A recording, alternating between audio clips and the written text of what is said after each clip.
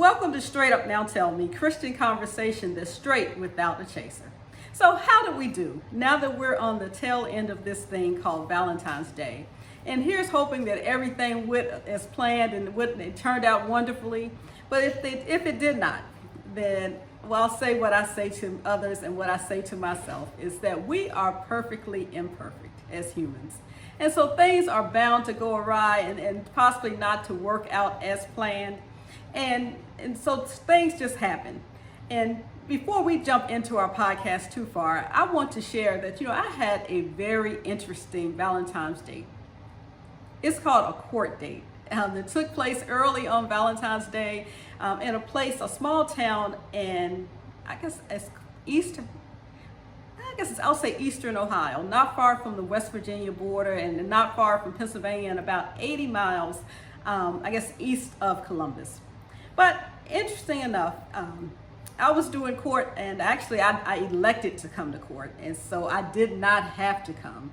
But the reason why I did come is because I received a speeding ticket traveling from state to state in the wonderful township of Cambridge, Ohio. And as part of the deal is I was stopped and the officer came up and he's asking, do you know how fast you were going? And I'm like, well, yeah, to myself, I actually do know how fast I was going. But all of that to say, the reason why I knew how fast I was going is because I was traveling state to state, about a month before that, and the car stopped and actually had lights going on. So I was like, oh my. So this was my first time actually traveling again. And so I was paying great attention to how the car was running and the speed of it all. And it was running a little rough. So I'm like, okay, I knew I could press it a little bit, but not too much. But then, so he asked me, how fast I was going, and I was actually 7 miles over the speed limit. But I was certainly hoping that he clocked me at 5, hoping for a little bit of grace. But I'll say this, that the night would arrive when he said that he clocked me at 17 miles over the speed limit. And I was like, sir, that is not even a possibility. And so I said, that could not be further from the truth. And so there was a little bit of going back and forth, and it became a thing, so to speak, between he and I. But I had a friend of mine on the line when I was actually in the process of speaking with the officer. And she was just like, Patrice, please, your mission is to get home and to get home safely.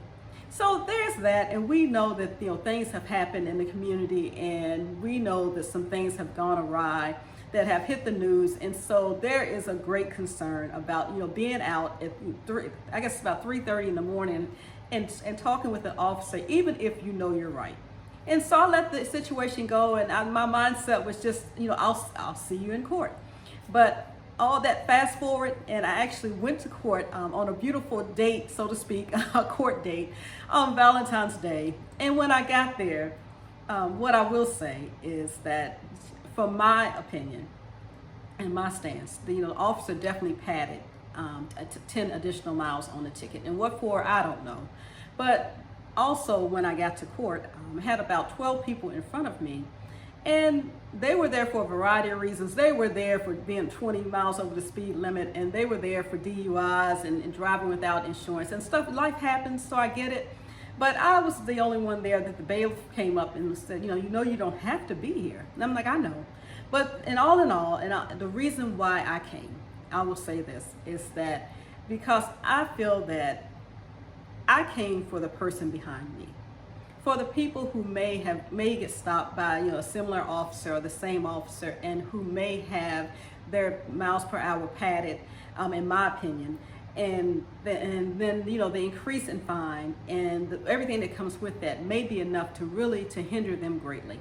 And so I came to speak with the judge because if should someone else get stopped and the same situation occur, then it will not be the justice her first time hearing it.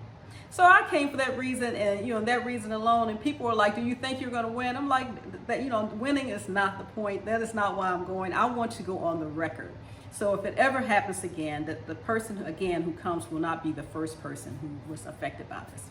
So great Valentine's Day in general, right? Not, but I actually made lemonade out of lemons, in that I actually had a chance to spend the balance of the day, and actually had a cousin go with me to the court who lives in Ohio, and I have other cousins who live nearby. And so we made a day out of it and just had a great time. I got to see, where one couple lived. I had never even been to their home. So all that to say, at the end of the day, I got a second date out of it. So I have another court date on March 19th. So you guys pray for me. And again, I think it's important to be on the record, because there were other persons who were there, when I was in court, and they were, I guess, timidly trying to say that they didn't believe they were going as fast as they were clocked, and not in a bad way, not even trying to get out of the fine, but I think they were trying to timidly, say that. But I'm like, okay, no, I need to say that, and hopefully in order to help someone else along the way, and that is certainly my goal.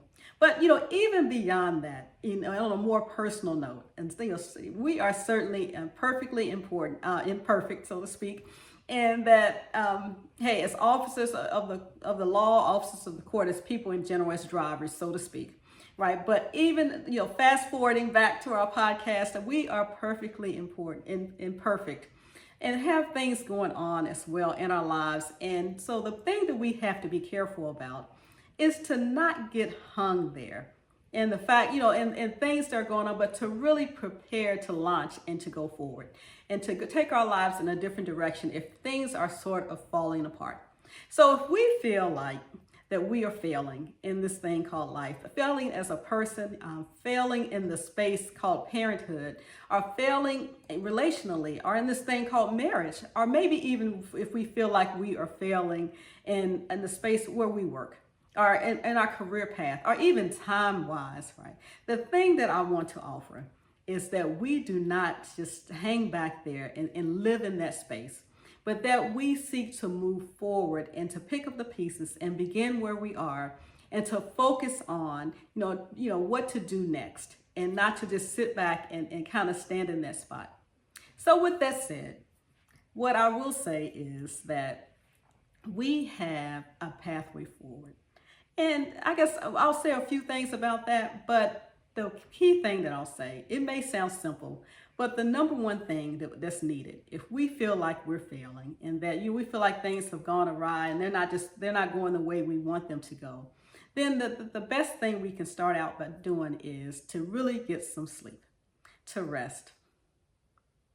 And it may sound crazy and it may seem simplified, but no, we will be shocked and amazed at how much sleep deprivation, I'll say, or lack of sleep can affect our mindset. It can affect our thinking. It can affect several things in life. So if we can just start by, our goal is to pick up the pieces and to go from where we are. But if we can simply start by giving our bodies rest, and getting a good night's sleep. And so there's the thing of, allowing your mind to rest, allowing your physical body to rest. And there's also a thing about resting in God.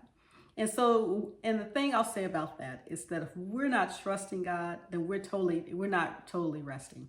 But even if it takes us a moment to progress to that, even before we even get to learning to trust and to rest in God, we can give our physical bodies rest.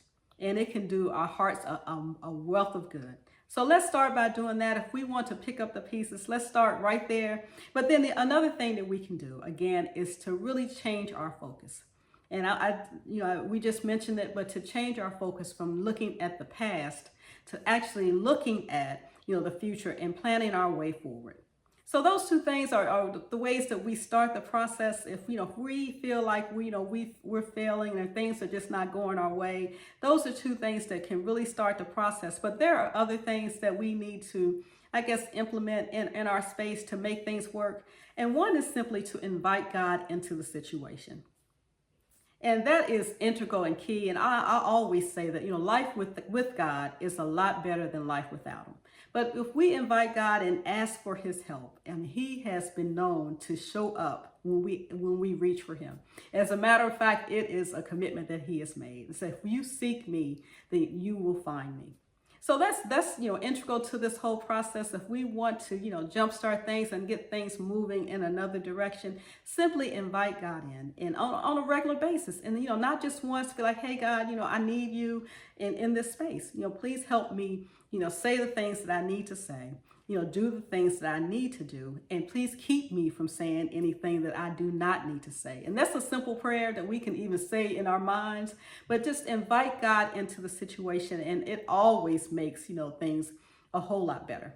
And so I always tell people, I say, buttermilk makes everything better if you're baking, but inviting God in makes everything better if we're living this thing called life.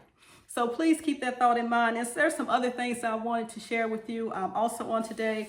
And so I think that another key thing I will say is to try to focus on, the things that are ahead. And really, and not just to think about them, but just to put some effort in those along those lines. And so we just talked about that. But another thing is to think on, things that are lovely. And it's important that we control, what we allow ourselves to dwell on or to think about. But try to think on things that are lovely. Try to think on things that are of a good report, right? Try to think on things that, are right, and try to fill our space with that. And try to think on things that are commendable, so to speak, and the things that are true and worthy of praise. And so those, I'm actually quoting, from one of the passages that God gave us, but those are things that we should dwell on and fill our minds with. And it's going to take some effort, but it can get done. If you find yourself not being able to really figure out how to get that done. I mean, hey, find your favorite Christian song, favorite gospel song, put it on in the car for 10 seconds. It won't take long. Give yourself a verse in that regard. And someone suggested simply looking out the window and seeing the God's creation and seeing the bird that might be sitting outside your window case or anywhere, or just spending time with our pets, and can help us think about things that are not egregious, so to speak. But we can spend time with family. We can do any number of things. But the point is not to leave ourselves empty, and so that we can be filled up with all the negativity or the negative things that are going on that will grab our attention, that we'll see on the news if we give it our attention, right? Or we'll see all over social media. It's kind of to guard our mind gates, so to speak. So you can watch the news, but balance that out with something that is good, and and learn when to turn it off. I don't watch the news. Now, I don't have a problem admitting that. I will search the net and get the top headlines to figure out what's going on, and that allows me to control how much I want to view.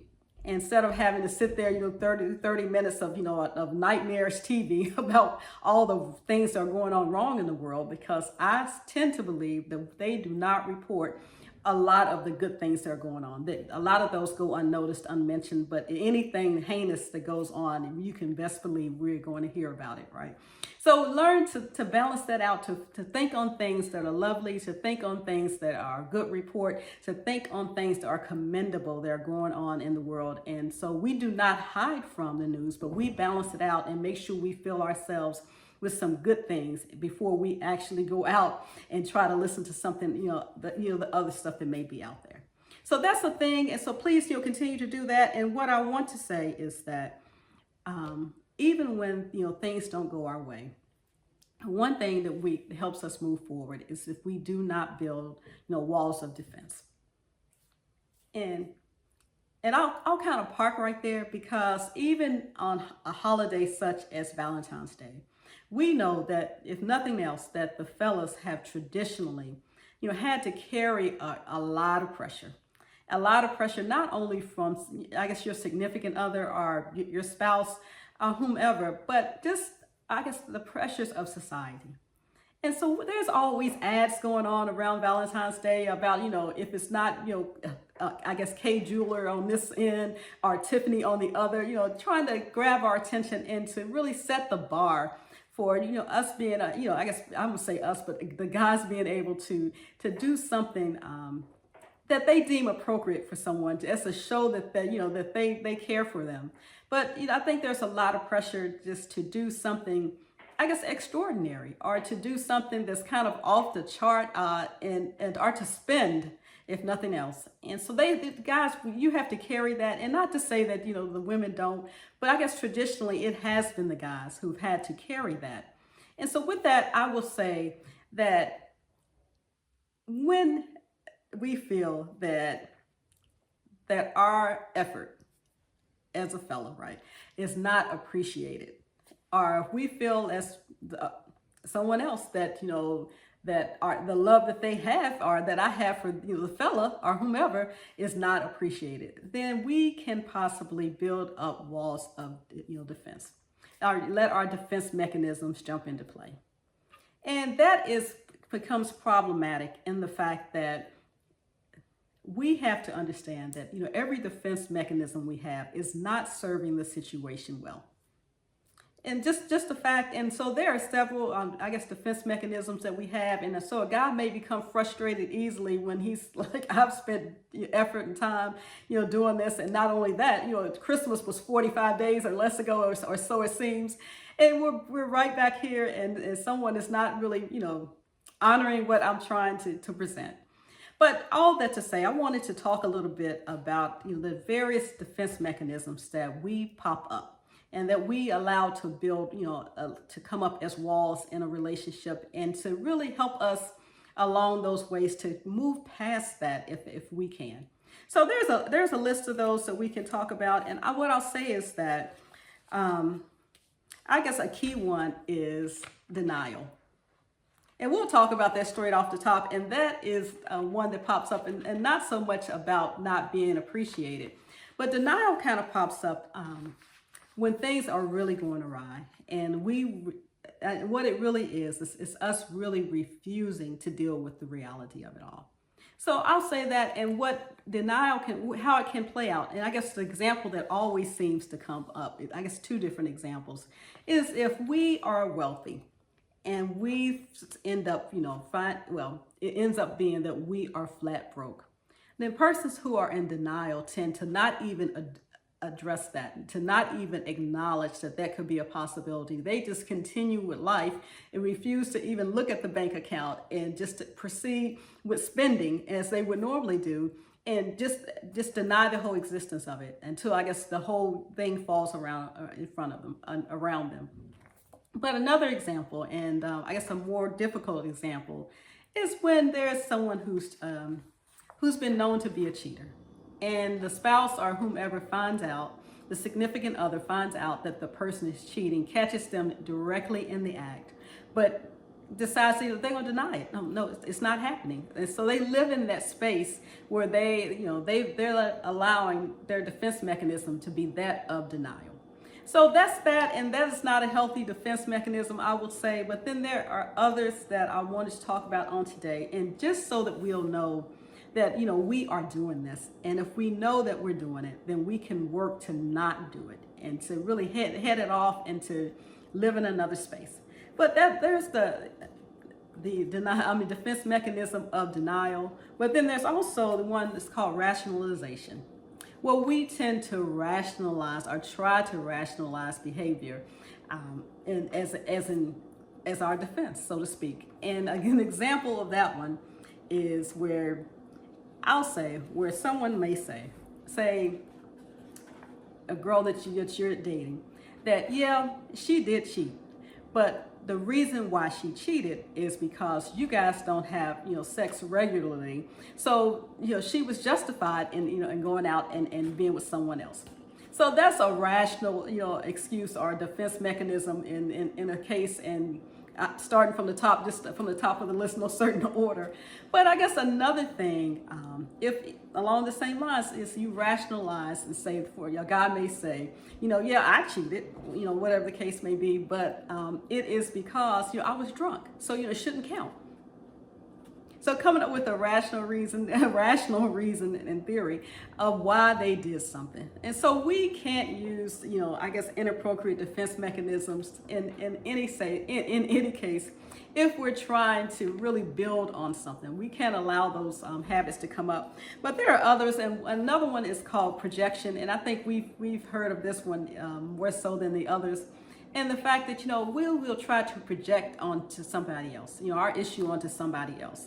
And that's not a healthy way of getting it done. It's either way. Especially if there's like a negative quality in us, then we'll tend to just, cast it on somebody else. I'm not cheap, whatever, you spend too much money. right? And when the other person probably may not spend too much money, but we're kind of projecting our own issue on someone else. So that's that. And so we talked about living, trying to use denial as a mechanism. Using rationalization. That's just using logical reasons for unacceptable behavior. And we talked about just doing projection. But another one is really just called displacement. And what that means is that we try to deal with an issue by not really dealing with that issue, but really trying to deal with it in another way. And so an example is if there's a problem at home, we won't deal with the situation at home, but we'll come to work and be mean to everyone else, or be just cruel to everyone else. But you were really kind of, I guess, just doing displacement. And another one is really called regression.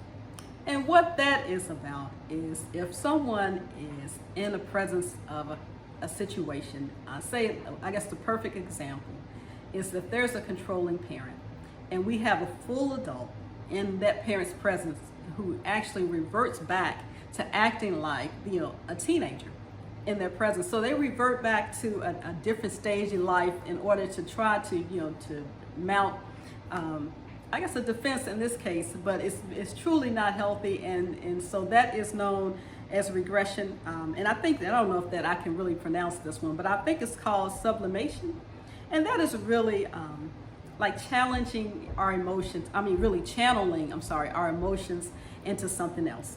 And so this might be the healthiest way that if we're building, if we have a defense mechanism in play, this may be the healthiest one we've talked about so far. And an example of that would be someone channeling their energy into sports and really saying, hey, I'm having a rough day. I'm just gonna go, go out and play ball, do whatever I need to do in order to just, blow off some steam and things of that nature. And so of all the ways that we've talked about as, defense mechanisms so far, I think this may be something that may be deemed acceptable. And it certainly is not as harmful as to ourselves or to others as the others that we have talked about. But just, going along our way. And another thing is called compartmentalization, where we separate, parts of our lives from other parts of our lives. And by way of example, is if things are going horribly at home, we kind of like bucket that and we don't let it bleed over into the office space. So when we go to work or we go to our respective jobs, we don't take that emotion with us. We kind of leave it intentionally at home so that we can be productive and that it does not interfere with, another part of our lives. And so that would, there's some good, I guess, in that as well. But then I think with anything else, we have to be, we have to understand that A, that we're doing it, and B, know that, why we're doing it and how it's serving us, and if it's serving us well, or if it's not, if it's not serving us well, right? And so that's another thing. But I think another, I guess, defense mechanism is called, passive aggressive behavior.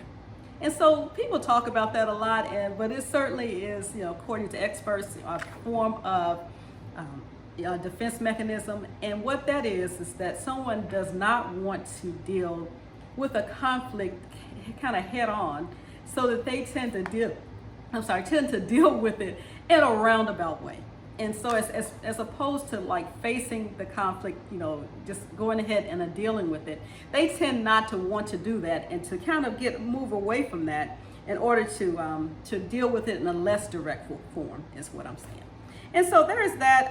And I guess the main reason that people cite that someone does that is because they are uncomfortable dealing with, the conflict head on. So it kind of comes out in other ways, and and so that becomes a problem because they're not really dealing with the issue, and so it doesn't really go anywhere. But it comes out, and I guess to me, a lot of times in a way that looks like spite. And maybe not always, but that is, again, a defense mechanism. And the whole point of us, like talking about this again, is so that we come to understand that, we have, certain defense mechanisms that we're using, and then that we can learn, how not to do it if it's not healthy, and how to do other things and to learn different, methods of dealing with conflict or situations, so that we don't revert to the ones that we typically do, because they don't elicit the response from the other person that we would like for them to elicit. And so I guess the thought is that if we continue down the path of dealing with our defense mechanisms, and we don't check those, then they cause a response from the person that we are involved with, and it's not necessarily the response that we want to have. So we have to be careful and come to understand that as well. But just to continue on, I think one of the things is really the use of humor, and in order to kind of not have to deal with the emotions that we feel. And so that is a defense mechanism that I guess we may overlook sometimes, with someone who just will make light of a trauma that has occurred, or make light, make jokes about it in order to really not have to feel that emotion, and all the things that come with that, and not really have to deal with the situation. But real quickly, I think another one is avoidance, just choosing to avoid different people or places or experiences even that have been painful to us. And so this comes into play, I think, a lot of times with persons who are have dealt with abandonment.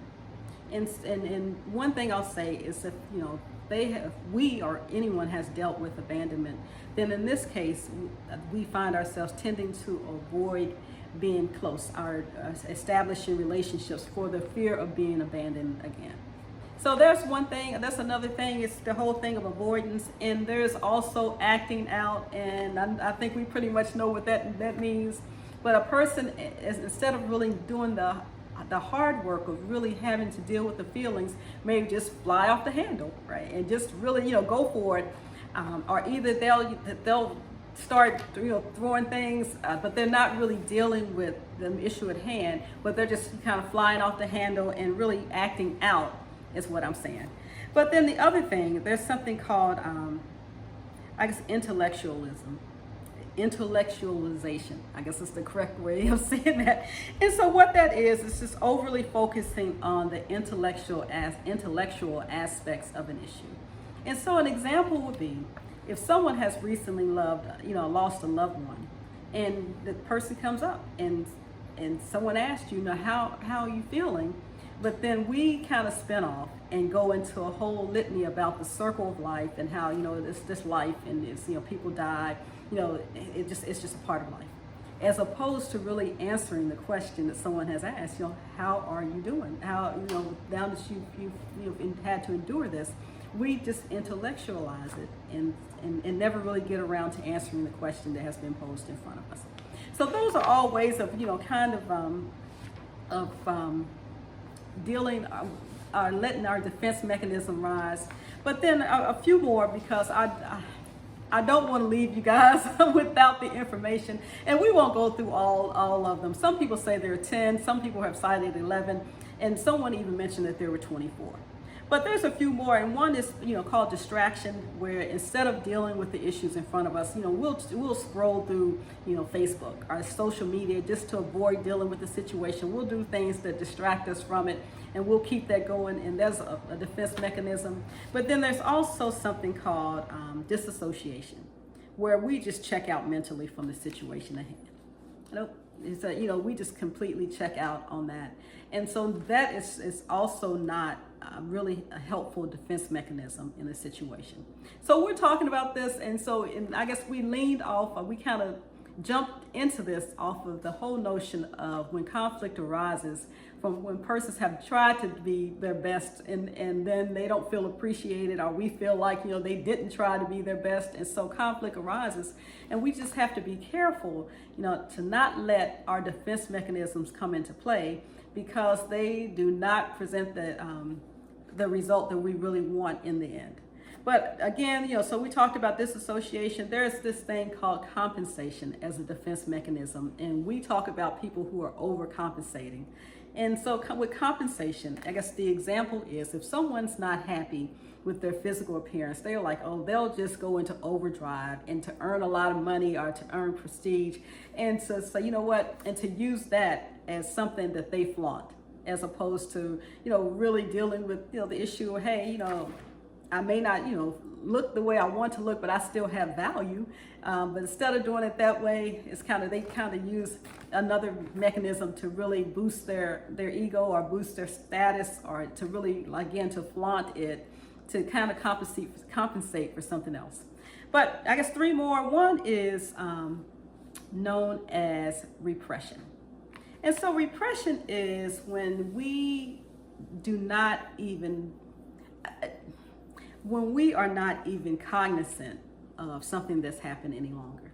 And the example that persons give about this is when a child goes through childhood trauma, that the occurrence is so egregious to them that they push it down so far that it becomes part of their self-conscious, and that they don't even know that it really happened because they pushed it down. They've internalized it so far down that it takes something that to trigger that, for them to even remember that it's there, or it takes deep therapy to find out, to pull it back to the surface. So there's that, and that is, I guess, one of the most difficult ones from my standpoint to really have to deal with, because there's no, I guess people don't know, why they're doing what they're doing, because again, the issue was so painful that they have literally pushed it so far back in their minds that it does not even come to the forefront. So that's that. And then I guess a sister thing to that would be the whole notion of suppression, which is a little bit different. And that suppression is when we actually, I'm trying to think of the right way to say this. We acknowledge that it's there, but we refuse to deal with the situation. So, like, nope, not today. I'm not dealing with that.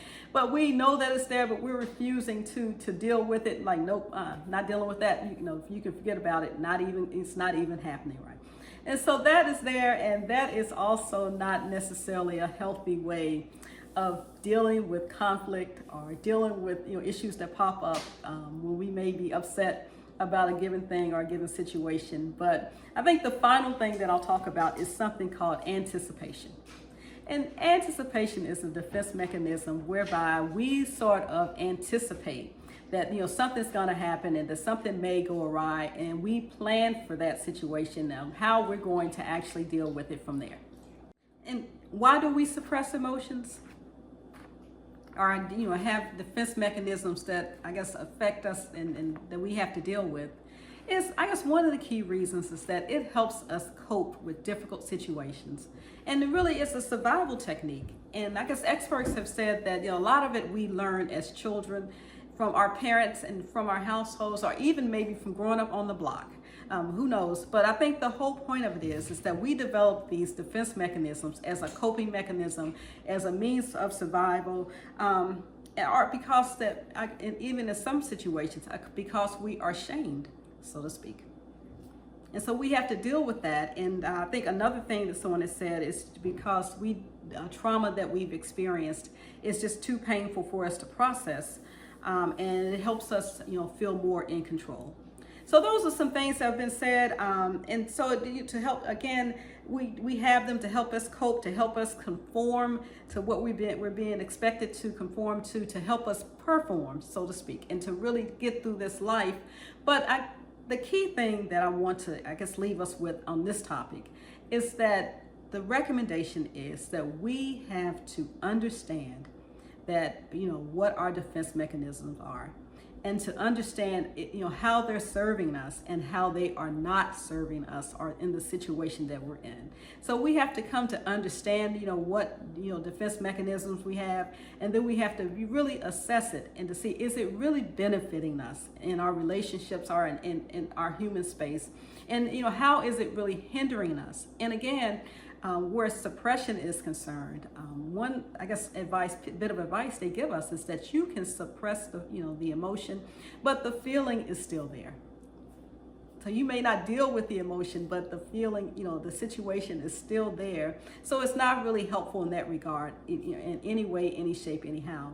So that's the thing. And then, so we understand, what our defense mechanisms are. Again, we make an assessment and really, do a reality check to see if they are really serving the purpose that we think they're serving, or if they're really hindering us. And then we understand that, for every action, there's an equal and opposite reaction. And if we build a wall of self-defense, then 9 times out of 10, it's going to relay something to the other person in the, in the situation or in the relationship. And it's going to elicit a response from them. And so they may back away as well. And if that is not what we want, we have certainly got to learn to not, to do that, because it's going to elicit a response that we do not want as well. And they can maybe become angry as well. Any number of things might play out, but we just have to be realistic about that, and then to look for ways to respond in a healthy way to situations that are at hand. And so I wanted to share that and to really give us food to think about, but I guess what I was trying to say is that we really have, as the third point, to learn how to deal with the stresses of life, and in a different way. And so to learn healthy ways of dealing with that. And if we have issues that, we need to deal with, then there is nothing wrong, and I would certainly say, with seeking help. And so the broad topic that we're talking about now is basically, how to really deal with, issues that we are having trouble dealing with. But there's nothing wrong with asking for help and really seeking help and seeking counsel, so to speak. And one thing I will say, there's an organization called BetterHelp. And so it's betterhelp.com. And they are there, and so far they've gotten pretty good reviews for being helpful to persons who need to seek counseling. And what I'll say is something that a gentleman out of Tulsa, Oklahoma said. His name is Mike Todd. He has a church out there called Transformation Church. I almost drew a blank.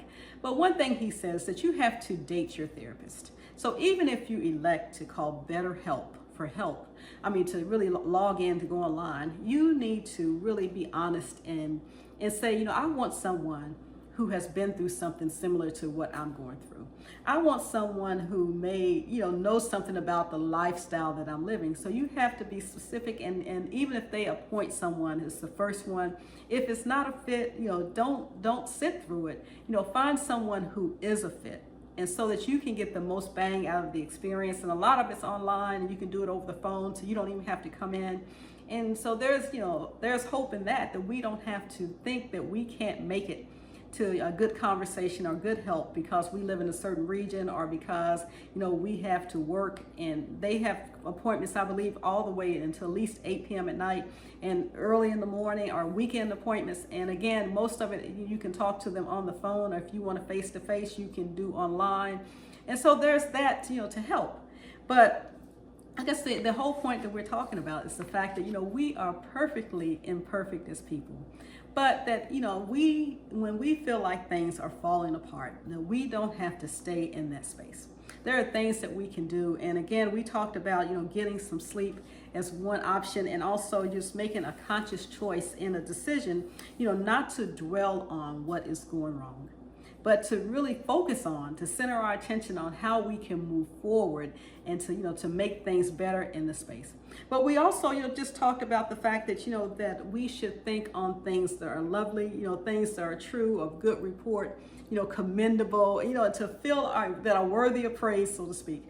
But to fill ourselves up with, positive thoughts and godly thoughts, so that we don't leave ourselves empty in a space where we have, we allow other things to come and to really reside, in our hearts and minds, and to occupy that space when, we can fill it with something more positive, and things like that. We can, again, I mentioned, really just look outside for the birds that are in the air, and reflect on the fact that, how lovely is that God created, such a thing. If we like birds, or if we can, how lovely is it that God, allowed us to have, a family or pets, anything that we feel is positive. So that is something that we've already covered, that we can really focus our attention on as we seek to move forward, and not to dwell on past mistakes, but to really to move forward and to look towards the future and to really get that done.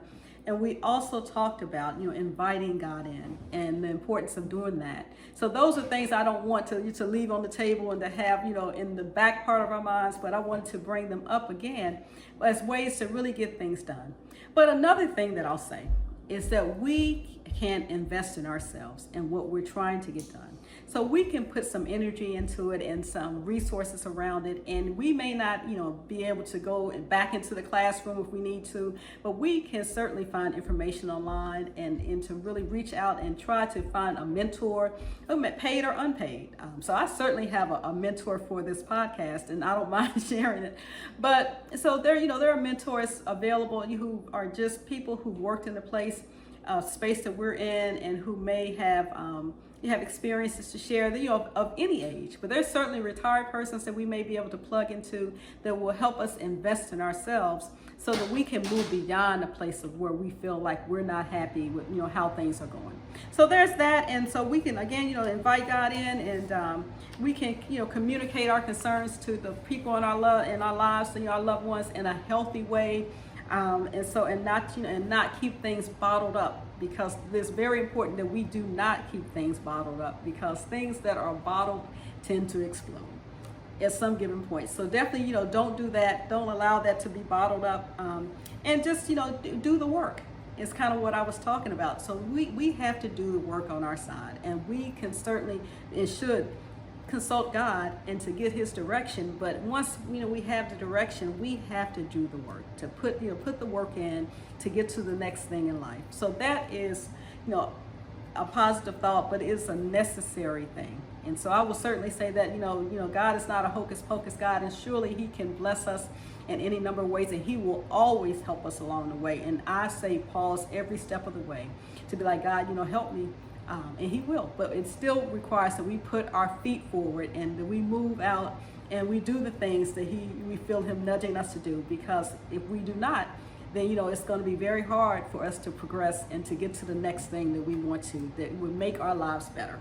But not only that, real quickly, I'll say this also, that if we need to apologize, then hey, simply apologize. And if we need to move our life forward and we feel like we're failing in certain situations, and if we know that an apology needs to be made, then it's grown folk talk, I like to say. And so grown people apologize. When we're wrong, we say we're wrong. And so that's big people talk. And so if there's a situation where you need to offer or extend an apology, hey, in order to really to move out, or just because it's the right thing to do, then by all means apologize and without hesitation. And it's not contingent upon anyone accepting the apology, but we just need to offer it if an apology is due. So that's another thing. And I'll say, and then again, to get help, if we need help, and it's nothing shameful about it, and nothing, I'll say that it could be prideful about it if we refuse to help and we really need the help. And there's not a person on this planet that God created that He did not intend to live in community with someone else. And so life is better when we do it together. And to say that if we truly need help, there is nothing wrong with reaching for help. There is nothing that demises us, that brings us down as a person, by saying that I need help. And so we have to learn that, and to really accept the help, and to really look for good help. But please, don't bypass that as we're trying to move on, to the next thing in life. But a few more things, and one thing I'll say is that we have to have, the crucial conversations, that need to be had. So not only do we need to apologize, but if there's a conversation that we need to have, then with our children, with our spouse, with people in the community, with our siblings, whatever, if we know that that's the conversation that has to be had, then we need to make the effort and to do the work to make sure that conversation takes place. And I know it's hard, and I'm not saying that it's easy, but I am saying that it is well worth it in the end. So please, have the crucial conversations, and by all means, what I say to myself, and I'll say to everyone, I say, learn from the experience. So even if it's a great experience, or even if we feel like it's the most difficult thing that we've gone through, that's really caused us to feel like we're failing as as a spouse, as someone relationally, as failing time-wise, as we talked about, failing in this space called parenting, work-wise, career-wise, or whatever, whatever we're feeling on the case, whatever the case may be, learn from it. and so that we don't repeat the same thing next time, but learn from the mistake and grow from it. And so there's nothing wrong with making missteps. I think some of the most successful people are noted as failing multiple times before they actually were able to get something right and to really get something that they can build on. But also, I guess real quickly, I'll say that correct the mistake. So now, learn from it, but if there's a mistake that needs to be corrected, take time to correct that mistake. And so that, don't just brush by it and, correct the mistake and, by all, whatever means that needs to happen. And, and then, move forward and, don't dwell on the past. That's what we've been talking about today. But real quick also, I'll say, don't, most importantly, don't give up. And realize again that all of us have fallen, all of us have failed, and it's incumbent upon us to really get up and to not dwell on the failure, but to get on, make our way to the next thing in an appropriate way in life. So by all means, don't give up. It may be it may be difficult, but be committed to moving forward, and not only be committed to it, actually move forward. Let it be a thing that you ensure that you do yourself. So don't just be committed to it, actually get it done. That's one thing I'll say too. And then to also to love first in a situation. And so even where there's conflict or where there may be a need for some form of correction, let God go with us and go before us on that. But to love first. As God does with us. And so we are not keeping a record of wrongs done to us or done to other people, but we're going to love first and understand that there may be some healing that needs to take place and some work that needs to be done, but we're going to extend the love of God first and foremost in the situation on both sides. It would be my hope, but as much as it depends on us, we'll live at peace with everyone. And so that's a biblical principle as well, but I mean it's one that's well founded. So excuse me, keep that in mind. And really, again, we talked about investing in ourselves. Really spending the resources that we have to really put some things forward. It's going to cost us something. And so I actually heard someone speak on this, I guess almost a year ago, about investing in what God has put inside of us. And it kind of, the reason why I have a mentor for this podcast is it came out of that, me hearing that, because I'm like, okay, I need to invest in that situation, and so that the podcast can get better, and so that hopefully we can have these great conversations and grow together in this space. So invest in it. We talked about that earlier, and I guess the other thing I'll say is really to participate in the process. And please remember to respond and not to react. And so what I'll say about that, and I guess one final thing, is that reacting is just what we do just straight out of, I guess, encountering something else. But if we have a response, then it's a more well thought out approach to really dealing with issues in life. Food for thought. And really a great principle to live by. But not only that, I guess a couple of other things I want to share and didn't want to leave out today without offering them to you, is that, if you are hurting, then, the best thing to do is to go and get some help. And there's nothing better for you to do. So you don't feel any kind of way about that, any way, shape, or form at all. And just to remember, I heard someone say, on a movie not long ago, that you are not the petals that have fallen. You are the flower that's ever growing. So please keep that in mind. And you are certainly not the petals that have fallen to the ground. You are the flower, and that God has created, and so that's ever growing in this space. So, and with that, I guess that wraps up our conversation on today. But we're talking about what to do if we feel like we're failing in certain areas of our lives. And so all of those things are intended to help us and to, like I said, not to give up, not to focus on what has happened, but to begin anew and to move out, and then to recognize the things that are hindering us, our progress. If we have defense mechanisms that are not suiting us well, then we have to understand what we have, what we're doing, understand how they're serving us and how they may not be serving what we want to happen, and to really find healthier ways to deal with situations that come up in life, and so that we don't lean to our defense mechanisms immediately, but that we put some other things in play before we jump into that, whether consciously or unconsciously.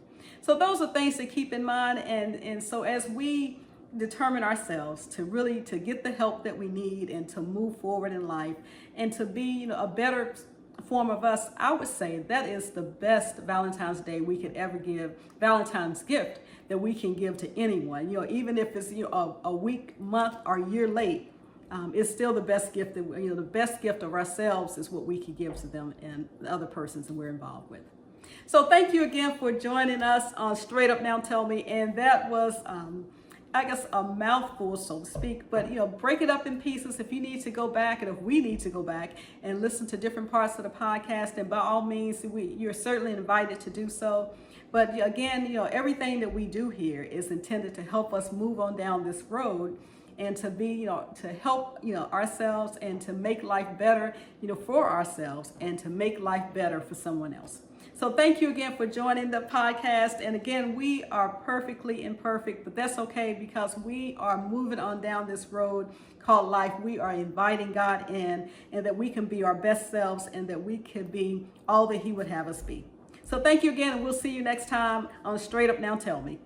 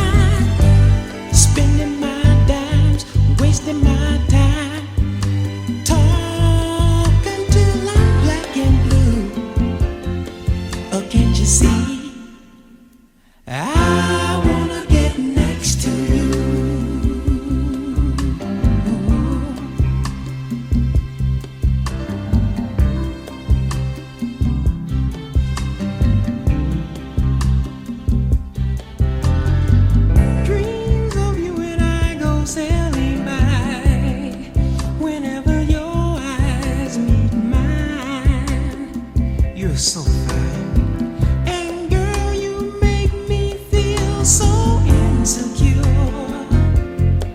You're so beautiful and pure. Why must you be unkind and tell me I'm not your kind? Blowing my mind, girl. My money is low, and I know that I can't take you to the fancy places you might wanna go. Still